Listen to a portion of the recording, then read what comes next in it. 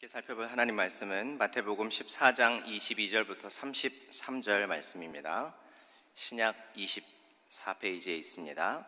예수께서 즉시 제자들을 재촉하사 자기가 무리를 보내는 동안에 배를 타고 앞서 건너편으로 가게 하시고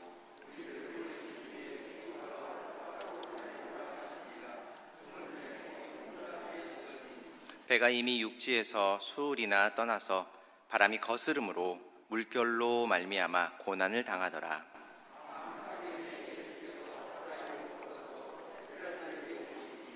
제자들이 그가 바다 위로 걸어오심을 보고 놀라 유령이라 하며 무서워하여 소리 지르거늘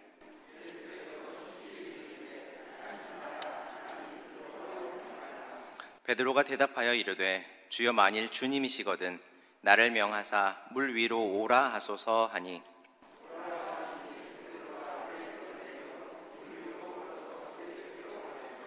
바람을 보고 무서워 빠져가는지라 소리질러 이르되 주여 나를 구원하소서 하니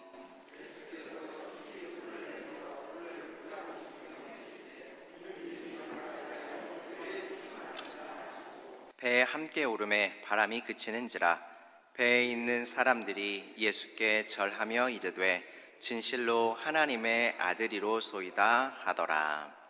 아멘. 오늘 우리가 살펴보는 본문 앞에는 우리가 잘 알고 있는 오병이어의 사건이 기록이 되어 있습니다. 오늘 본문을 이해하는 데 좀 도움을 주기 때문에 잠시 살펴보고 넘어가도록 하겠습니다. 우리 주님께서는 이 사건을 통해서, 오병이어의 사건을 통해서 또 한 번 하나님의 나라를 가르쳐 주셨습니다. 그 하나님의 나라는 모두가 서로의 것을 욕심내고 빼앗을 필요가 없는 그런 풍성한 나라여서 아주 매우 행복한 나라이죠. 그리고 그 나라를 다스리며 그 잔치의 주인은 그리스도이신 예수님 자신이다라고 하는 사실을 우리에게 알려주었습니다. 마태복음 본문에는 기록이 되어 있지 않은데 같은 사건을 기록한 요한복음 6장을 보시면 사람들이 이 일을 보고 이 일을 경험하고 크게 환호했다 이렇게 얘기를 합니다. 그런데 주님은 그 환호에 동요하지 않으시고 기도하러 가셨다 이렇게 본문이 얘기를 해요. 그럼 왜 그러셨을까요? 누군가 내가 한 일을 알아주고 또 그 일을 알아주어서 박수갈채를 보내준다고 하면 그만큼 보람찬 일이 또 있을까 하는데 우리 주님은 그렇지 않았던가 봅니다. 또 단지 환호하는 사람들의 분위기에 휩쓸리지 않기 위해서 우리 주님이 기도하러 올라가신 것은 아니에요. 요한복음 6장 15절 말씀을 보면 이렇게 기록되어 있습니다. 함께 읽겠습니다. 시작. 그러므로 예수께서 그들이 와서 자기를 억지로 붙들어 임금으로 삼으려는 줄 아시고 다시 혼자 산으로 떠나가시니라. 예수님께서 음식을 주셔서 배불리 먹은 무리가 예수님을 억지로 임금 삼으려 했다라고 하는 것이죠. 왜 그랬습니까? 빵 5개와 물고기 2마리를 가지고 성인 남성만 5,000명이니까 그 도시락을 내놓은 아이, 그리고 여성, 그리고 노인들까지 다 감안하면 적어도 2만 명 이상쯤 되는 사람들이 적은 양의 도시락을 나누어 먹고 모두가 다 배불리 먹고도 남은 음식이 12바구니였다라고 하면 예수님의 능력이 놀라운 것이 분명하고요. 다른 사람들과는 차원이 다르다라고 하는 것이 분명하고 또 그 능력이라면 자신들이 먹고 사는 문제를 해결할 수 있겠다 싶었던 것이죠.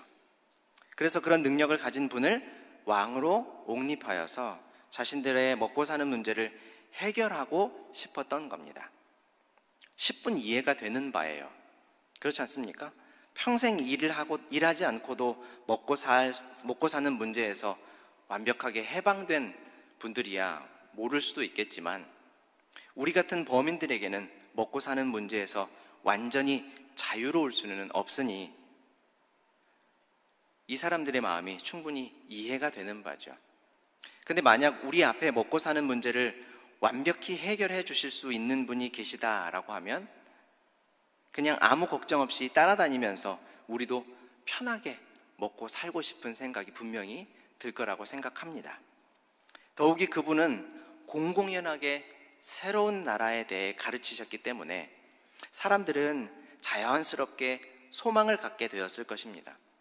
하지만 그것은 하나님의 나라와 그 나라의 통치자이신 예수님의 단면만을 보고 그것이 전부인 양 오해하고 잘못 확대 해석한 것이 분명합니다. 가령 한 가정에 엄마와 아빠가 있다고 생각해 보십시오. 보통의 부모님들처럼 아이들에게 아낌없이 좋은 것을 제공합니다. 맛있는 음식을 주고 예쁘고 멋진 옷을 주며 또 편안한 생활을 영위할 수 있는 집도 제공을 해요. 하지만 그렇다고 해서 자녀들이 우리 엄마, 우리 아빠는 나의 의식주를 해결해 주는 사람 그 이상도 그 이하도 아니다 라고 생각한다면 분명히 잘못된 것이죠. 왜요? 부모님은 자녀를 향한 자신들의 사랑을 먹는 것과 입는 것과 또 편안한 생활 환경을 무상으로 제공해 줌으로 인해서 그 사랑을 표현하고 있는 것이지 자녀들의 하인이 아니기 때문이죠. 조금 극단적인 표현일지는 모르겠지만 이와 마찬가지입니다. 우리 주님은 이 땅에 오셔서 이 세상살이처럼 병들고 못 먹고 서로 다투고 미워하고 빼앗는 고통과 슬픔이 없는 그런 하나님의 나라를 설명하시고 그 나라의 통치자가 누구인지를 친히 보여주시기 위해서 이 일들을 행하신 것인데 사람들이 단지 그 능력에만 우리 주님께서 행하신 그 일에만 주목한다면 그래서 그 일을 행하시는 그분이 누구신지를 알아보지 못한다면 우리의 죄를 사하시고 하나님과 화목한 관계를 갖게 하여 영원한 나라로 인도하시는 그리스도를 몰라본다면 분명 가난과 배고픔을 해결할 왕으로만 생각을 하게 되겠지요. 그래서 우리 주님은 그때마다 그런 사람들의 환호와 박수갈채가 있을 때마다 그들을 뒤로 하고 기도하러 산으로 올라가셨던 것입니다. 우리 주님께서 공생애를 시작하면서 마귀에게 시험, 유혹을 받으실 때도 이런 류의 유혹을 받았던 것을 보면 우리 인간 세상에 가장 큰 유혹거리가 아닌가 하는 생각을 해봅니다. 예수님께서는 자신뿐만 아니라 주의 일에 동참한 제자들도 사람들의 이런 환호에 동요되지 않고 이런 유혹에 빠져들지 않도록 하기 위해서 모여있는 사람들을 떠나보내게 하시고 제자들을 재촉해서 배를 타고 강 건너편으로 가라고 말씀하셨습니다.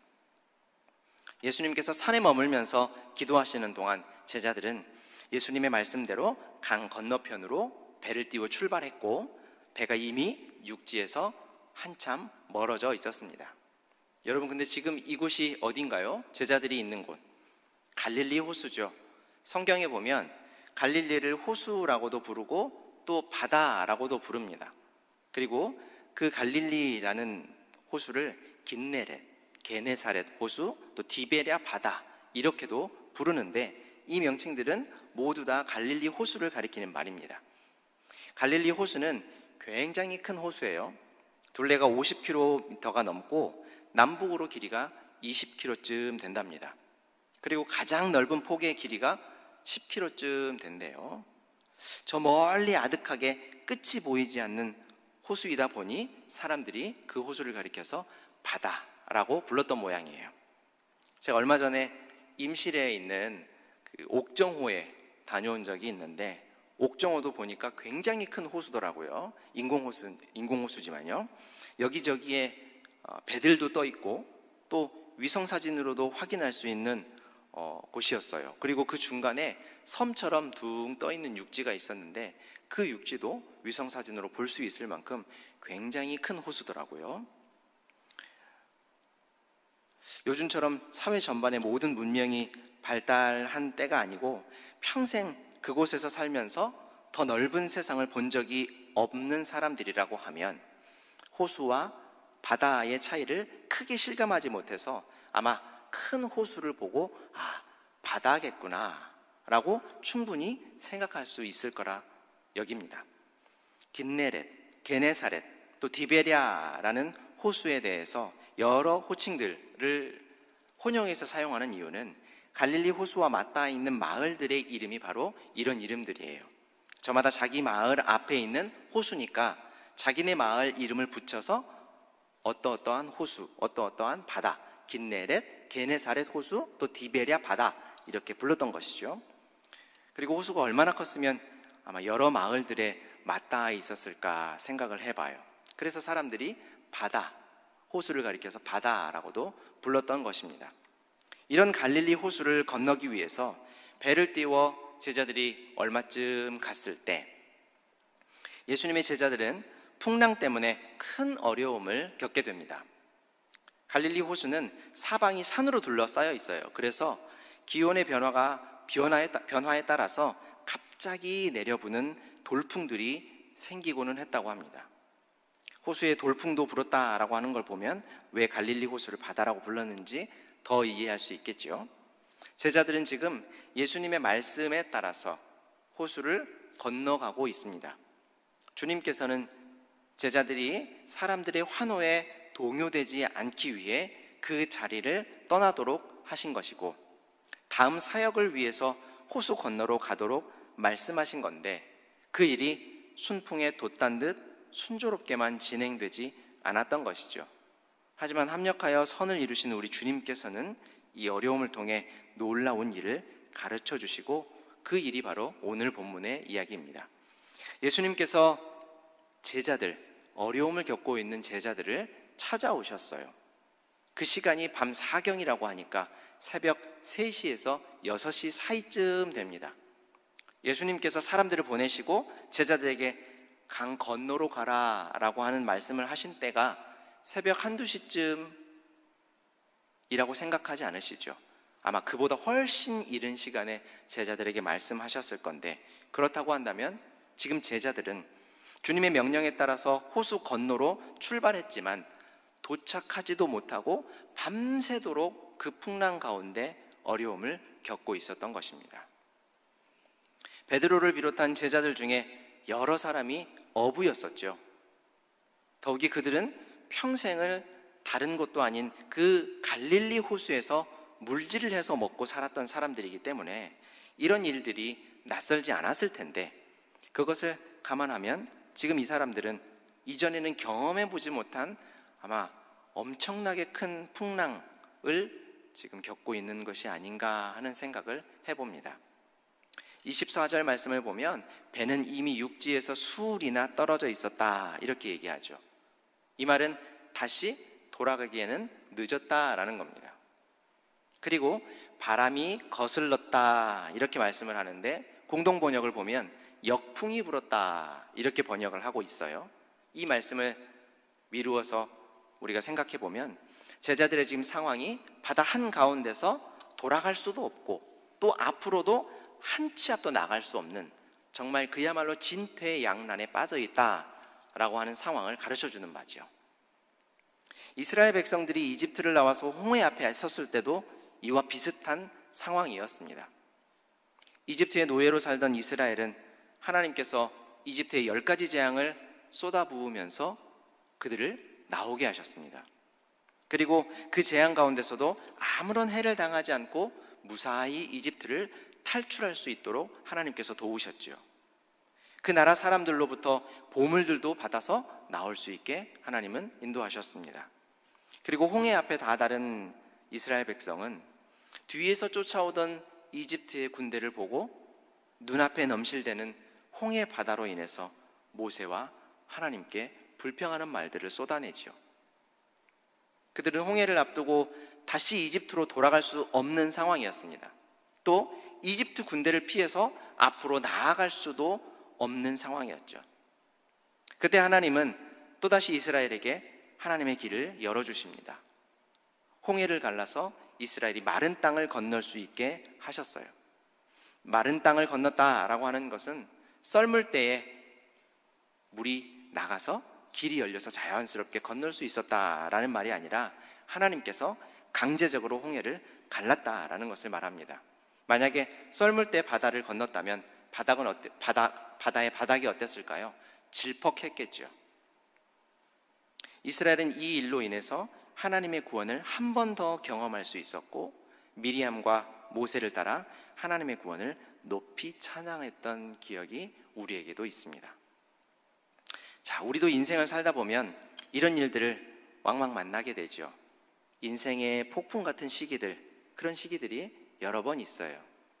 제자들처럼 우리 주님의 뜻에 순종하는 길을 가다가 이런 어려움을 만날 때도 있고 또 아닐 수도 있습니다. 우리를 집어삼킬 것 같은 그 순간에 지금껏 쌓아왔던 경험들이나 우리가 가지고 있는 명예나 또 우리의 가진 소유들이나 우리 주변의 인맥이나 우리의 학력이나 심지어 건강과 같은 것들이 전혀 쓸모없을 때를 만나보신 적이 분명히 있을 거라 생각해요. 현대과학이 눈부신 발전을 이루었죠. 우리 생활을 참 편리하게 만들었고 옛날에는 불가능했던 일들을 지금 많이 가능케 했습니다. 지구 밖에 있는 달을 탐사하러 간다든지 우주의 크기를 계측한다든지 비행기를 타고 하늘을 날아간다든지 옛날 같으면 대부분의 사람들이 평생 동안 단 한 번도 할 수 없는 일인데 지금 지구 반대편의 사람들을 실시간으로 만나는 일, 지금 우리는 인터넷이라는 도구를 통해서 하고 있지 않습니까? 그리고 현대의 첨단 의학은 멈춰버린 심장을 다시 뛰게도 하고 절망적인 상황을 바꿔놓기도 하죠. 얼마 전에는 뇌사 상태에 빠진 사람의 몸과 전신마비가 된 사람의 머리를 연결해주는 수술이 가능하게 되었다, 이런 소식도 들었어요. 그런데 눈부시게 발전한 과학도 이런 일들을 이룬 사람들도 인생의 어려움을 피해가지 못하더라고요. 다른 사람을 살려내는 의사들도 자신의 몸을 언제나 건강한 상태로 유지하면서 영생불사하는 사람을 본 적이 없어요. 우주를 탐사하고 있지만 우주와는 비교도 할 수 없이 작은 우리 몸도 완벽하게 알아내지 못하는 것이 우리 인간들의 딜레마죠. 그리고 더 가까운 예로 요즘 지구촌 모든 인류는 코로나로 인해서 정말 큰 어려움을 겪고 있습니다. 우리가 가진 소유, 우리가 가진 경험이 코로나를 이기는데 얼마나 큰 힘이 되고 있습니까? 오죽하면 모든 인류가 입버릇처럼 말하죠. 인류 역사상 전무후무한 일을 우리가 겪고 있다. 초유의 사태다. 벌써 꼬박 2년이 지나가고 있지만 우리가 극복했다라고 자신 있게 말할 수 있습니까? 적응하고 있다라는 게 더 정확할 것 같아요. 우리가 가진 소유, 우리가 쌓아왔던 경험, 이러한 것들만 무용지물일까요? 우리를 둘러싼 모든 것들, 나를 나타내는 모든 것들, 내가 가진 모든 것들이 코로나라는 감염병 앞에서 지금 아무런 힘을 쓰지 못하고 있죠. 그리고 이미 코로나는 종식되는 것이 아니라 앞으로는 때마다 돌아오는, 그래서 같이 가야 하는 질병이라고 이제 대부분의 전문가들이 인정하는 바입니다. 그러면 코로나의 어려운 때를 지나고 나면 이제는 그런 일이 다시 안 올까요? 아닌 것이 확실하죠. 우리가 죄로 인해서 하나님을 떠나 있는 한 이 세상을 살아가는 동안은 크고 작은 어려움이 끊이지 않고 계속 찾아올 겁니다. 안타깝지만 그것이 우리의 인생이지요. 의롭다고 여겨졌던 욥도 고난 속에 살았고 하나님께 왕으로 간택받은 다윗도 왕에 의해 끊임없이 목숨의 위협을 받으며 살았습니다. 언제 끝날지 모르고 어떻게 될지도 모르는 그 인생의 풍랑 속에서 어려움을 당했지요. 그리고 지금 제자들도 그렇습니다. 이때 제자들에게 예수님이 찾아오셔요. 근데 우리 예수님이 어떻게 찾아오십니까? 바다 위를 걸어오시죠. 제자들은 예수님을 보고 유령인 줄로 알아서 혼비백산했다고 성경이 기록하고 있어요. 왜 예수님은 하필 제자들이 깜짝 놀라게, 그렇지 않아도 지금 죽게 생겼는데 깜짝 놀라게 바다 위를 걸어오셨을까? 의심의 여지 없이 예수님은 자연법칙에 속박을 받는 분이 아니다라는 것을 보여주는 겁니다. 예수님 자신을 제자들에게 지금 하나님으로 나타내 보여주고 계시는 거죠. 그 예수님께서 제자들에게 말씀하십니다. 안심하라, 나니 두려워하지 말아라. 왜 하필 풍랑을 만나 정신없는 이 제자들에게 바다 위를 걸어오시면서 안심하라, 나니 두려워하지 말아라 라고 말씀하실까요? 여러분, 우리는 이 예수님의 말씀을 들을 때 어떻게 들립니까? 어떤 뉘앙스로 들려요? 베드로야, 요한아, 얘들아, 놀라지 마, 나야 나. 너네 선생님이야. 귀신 아니야. 너네 선생님이야. 이렇게 얘기하시는 말씀으로 들리십니까? 만약 그랬다면 제자들은 오히려 더 뭐지? 하면서 어리둥절했을 거예요. 이 급박한 상황에 두려워하지 말아라, 안심해라 라고 말씀하신다고 해서 안심이 될까요?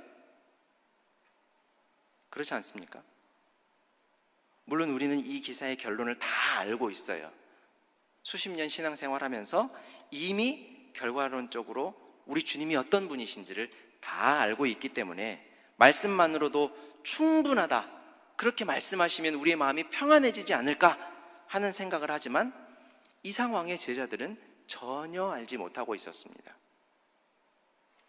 예수님의 말씀을 원어로 살펴보면 이 급박한 상황에서도 주목하지 않을 수 없는 놀라운 비밀이 숨겨져 있어요. 특별히 안심하라 라는 말과 두려워하지 말아라 라고 하는 말 사이에 있는 나다 라고 하는 이 짧은 말이 놀라운 말입니다. 신약 성경을 기록한 헬라어로 이 말은 에고, 에이미라는 말인데 이 말씀이 또 어디에 있는지 여러분들 잘 아실 거예요. 나는 생명의 떡이다. 나는 세상의 빛이다.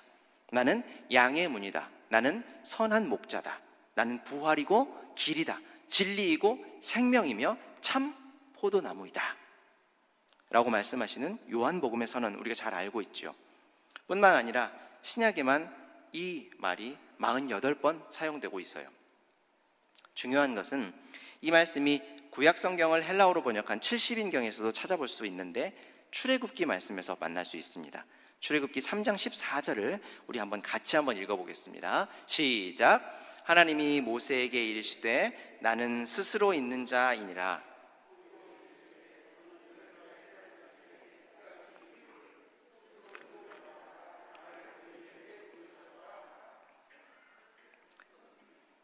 방금 읽은 본문에서 하나님께서 모세를 부르시지요. 왜 부르셨습니까? 모세에게 이스라엘 백성들을 이집트로부터 구해나라는 사역을 맡기시려고 하는 것이었어요. 근데 모세는 어떤 사람입니까? 비록 양자로 들였지만 이집트 공주의 아들로 아주 곱게 자랐습니다. 그리고 최고의 교육을 왕의 궁전에서 받으면서 살았어요. 그리고 나이가 40살이 되자 내가 이스라엘을 위해, 내 동족들을 위해서 좀 무언가 의미 있는 일을 좀 해봐야 되겠다라는 생각을 했는데 어떻게 됐습니까? 오히려 만신창이가 되어서 도망자로 그 이후의 삶 40년을 살아야 했습니다. 이제 그의 나이가 80이 되었어요. 예전에 가지고 있었던 자신감, 자존감, 동족을 위해서 무언가 해야 되겠다라고 하는 사명감 같은 것은 지금 눈꽃만큼도 남아있지 않습니다. 그래서 하나님의 말씀 앞에 힐문했던 거예요. 하나님, 보낼 만한 사람을 보내셔야죠. 저 같은 사람은 안 됩니다. 그리고 만약에 간다고 해도 제가 이스라엘 백성들에게 하나님의 계획을 전하면 도대체 누가 너를 보냈는데 너는 우리에게 와서 그런 소리를 하고 있냐? 이렇게 되물어올 텐데 그러면 제가 그 사람들에게 뭐라고 말하겠습니까? 제가 누가 보내서 왔다고 얘기하겠습니까? 그랬더니 하나님이 놀랍게도 하나님의 이름을 가르쳐 주셔요. 나는 스스로 있는 자다. 이 말이 히브리어로는 예흐웨 아쉐르 예흐웨라는 말이에요. 영어로는 I am who I am 이에요. 나는 이다 혹은 나는 있다 라고 하는 말이 관계대명사를 앞뒤로 해서 2번 사용되고 있는 말입니다. 문자적으로 나는 내가 나를 있게 한 존재다 라는 번역이 가능한 말이에요. 우리는 우리 부모님이 우리를 낳아주셔서 이 땅에 존재하지 않습니까? 근데 하나님은요? 하나님은 부모님에게서 태어난 분이 아니시죠. 나는 처음부터 있었고 영원히 있는 존재다. 나는 내가 나를 있게 하는 존재야 라고 말씀하시는 거예요. 그런데 하나님께서 이 이름을 모세와 이스라엘 백성들에게 알려주신 때가 이집트에서 나오게 하실 때인 것을 감안하면 나는 처음부터 있었고 영원히 있는 존재다. 나는 언제나 있는 존재인데 그런 내가 너희와 함께 있겠다 라고 약속해 주시는 거예요. 하나님은 이렇게 자신을 소개하신 후에 정말로 이스라엘 백성들과 같이 계셨죠.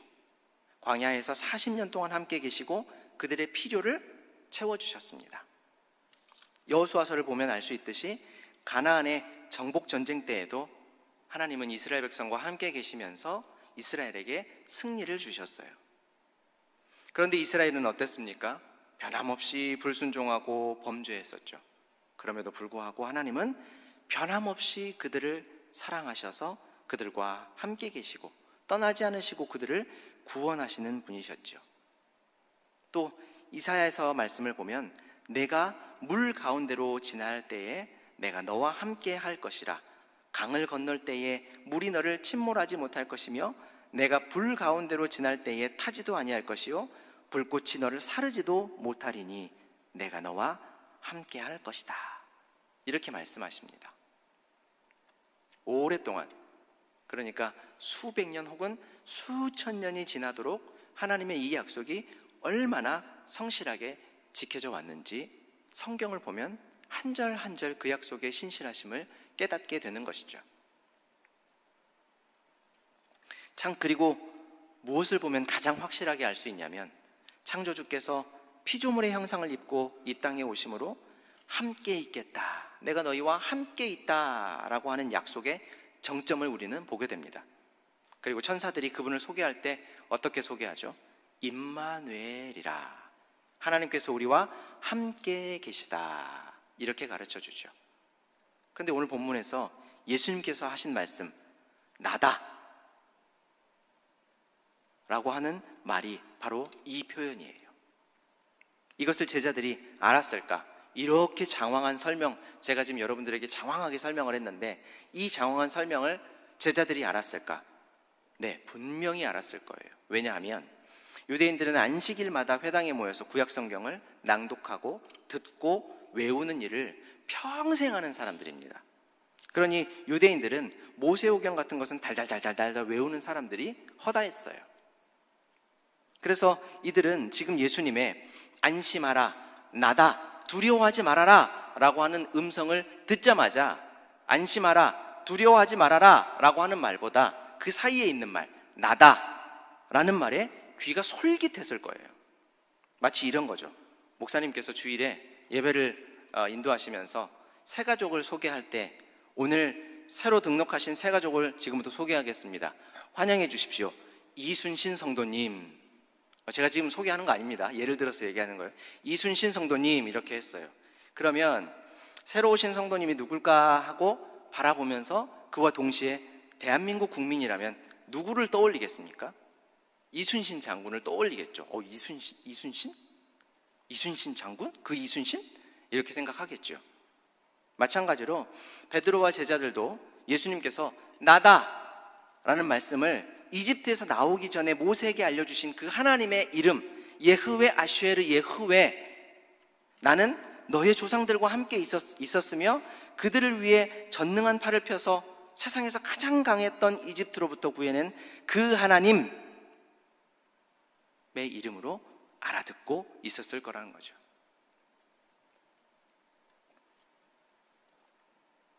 여러분, 우리는 성경을 읽으면서 우리 하나님의 음성을 듣고 있는지 한번 생각해 봤으면 좋겠어요. 혹 그저 다른 나라의 역사 이야기로, 혹은 예수라는 윤리교사의 명쾌한 가르침으로 우리가 성경을 보고 있지는 않은지, 나를 구하시겠다고 하신 그분의 약속의 말씀으로 읽고 있는지 우리가 성경을 읽으면서도 계속해서 생각해 봐야 할 문제입니다.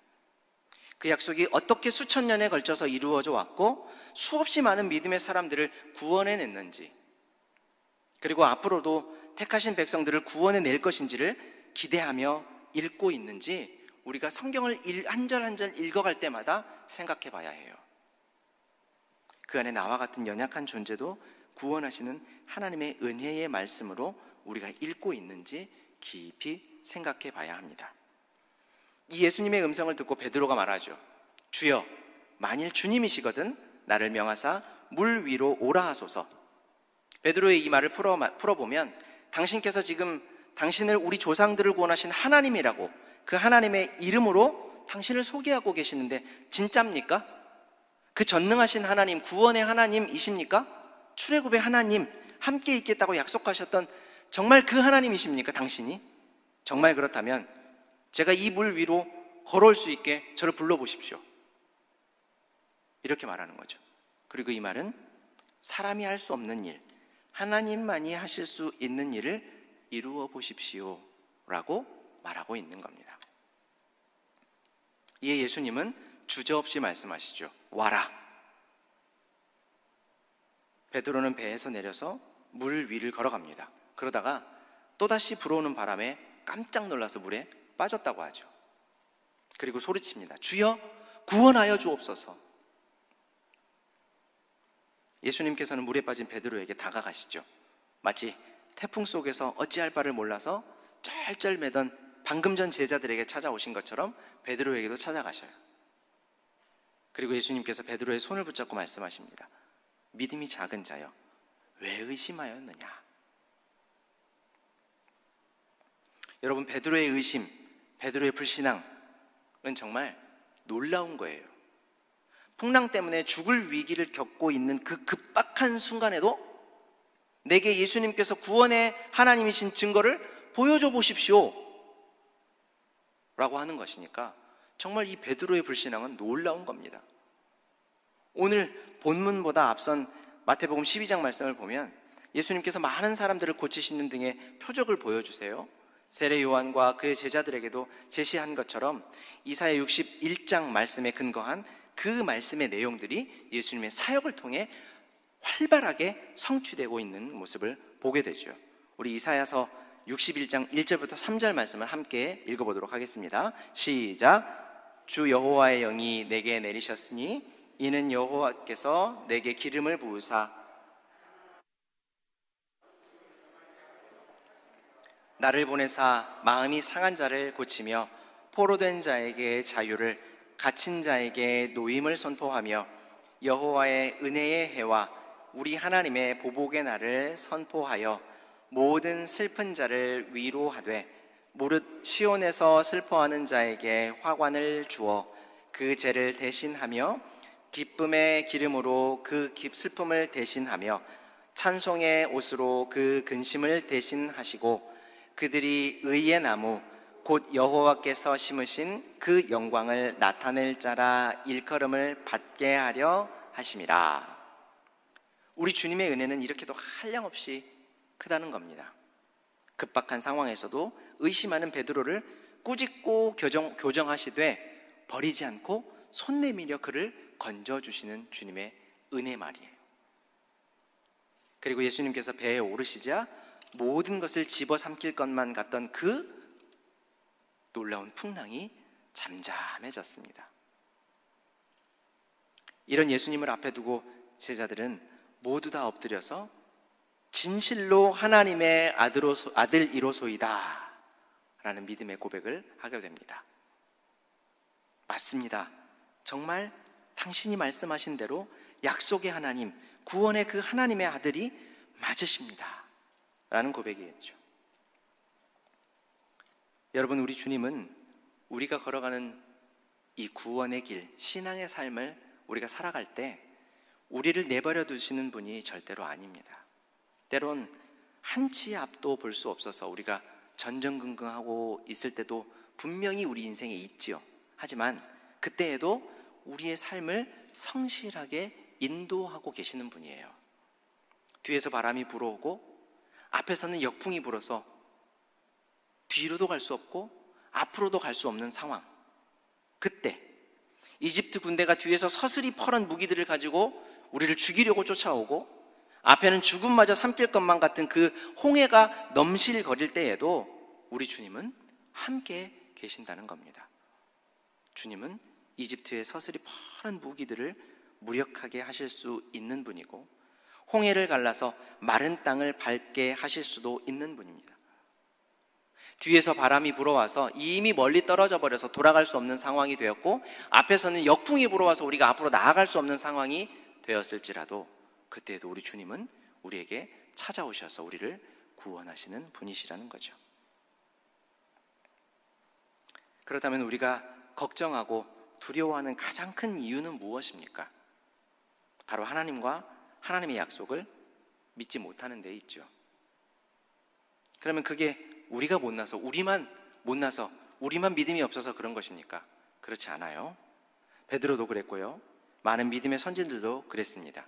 그런데 우리 주님께서 찾아와 주심으로, 우리 주님께서 약속대로 보내주신 성령께서 우리와 같이 계심으로 우리의 불신앙은 사라져가고 온전히 우리 주님을 의지하는 믿음의 사람으로 날마다 새롭게 탈바꿈되어 가는 것이죠.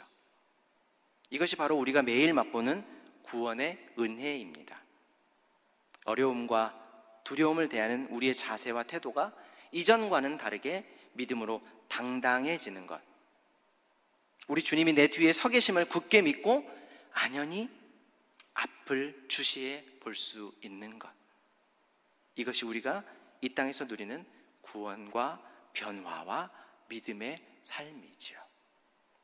우리 하나님께서는 오늘도 그리고 내일도 우리 삶 속에서 겪고 있는 경제적인 문제들, 또 관계의 문제들, 가정의 문제들, 우리와 맞닿아 있는 이런 모든 일들을 통해서 하나님의 손길, 하나님의 은혜를 깨닫게 하십니다.